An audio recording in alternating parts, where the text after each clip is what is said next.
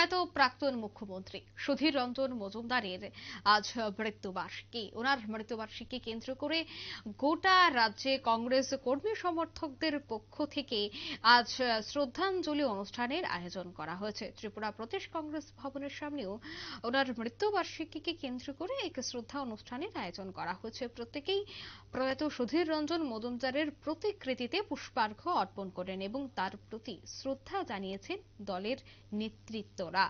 মূলত 15তম মৃত্যুবার্ষিকী উনার এবং 15তম মৃত্যুবার্ষিকীকে কেন্দ্র করে গোটা রাজ্যের বিভিন্ন জেলায় কংগ্রেসের কর্মী সমর্থকরা আজ ওনার মৃত্যুবার্ষিকী পালন করছেন এবং তাকে কেন্দ্র করে এবং আজকের এই অনুষ্ঠানকে কেন্দ্র করে কংগ্রেসের নেতৃত্বরা কি বলছেন শুনুন। প্রয়াত মুখ্যমন্ত্রী, প্রাক্তন সংসদ এবং প্রাক্তন কংগ্রেস সভাপতি সুধীর চন্দ্র মজুমদারের প্রয়াণ দিবস। আমরা প্রদেশ কংগ্রেস ভবনে সমস্ত কর্মী এবং নেতৃবৃন্দ ওনার স্মরণে আমরা সশ্রদ্ধ প্রণাম জানাচ্ছি। কংগ্রেস যাহা বলে তাহা করে, কারণ আমরা প্রাক্তন মুখ্যমন্ত্রী সুধীর রঞ্জন মজুমদার আমলে দেখেছি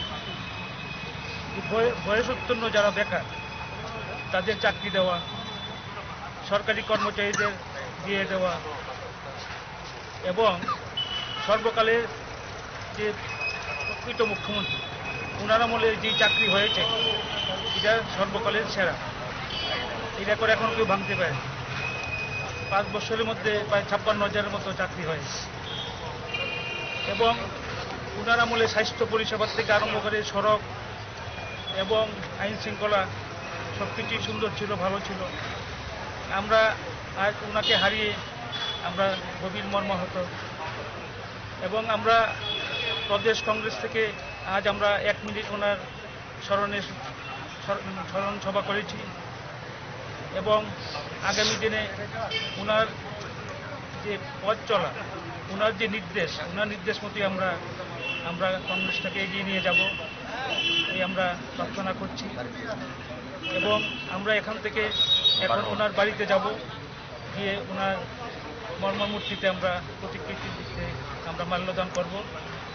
দিয়ে আমাদের আজকের অনুষ্ঠানে আপনারা শুনলেন কংগ্রেস নেতৃত্বদের বক্তব্য। মূলত আজকের এই অনুষ্ঠানের আজকের এই অনুষ্ঠানকে কেন্দ্র করে কংগ্রেস নেতৃত্বরা ওনার জীবনী নিয়ে আলোচনা করেছেন। উনি কি করেছেন কংগ্রেসের জন্য বা তিনি মুখ্যমন্ত্রী থাকাকালীন রাজ্যের জন্য কি করেছেন, প্রত্যেকটি বিষয় নিয়ে কিন্তু আজ কংগ্রেসের নেতৃত্বরা আলোচনা করেছেন এবং ওনার মত বা ওনার জিনিসকে ওনার যে বিভিন্ন কাজকর্ম রয়েছে তা দেখে আগামী দিনের যারা নতুন প্রজন্ম রয়েছে বা যারাই নতুন কংগ্রেসে কাজ করছেন তারা যেন আগামী দিনে ওনার পথ দেখে বা পথ অনুসরণ করে এগিয়ে যায় তার আহ্বান রেখেছেন উপস্থিত নেতৃত্বরা।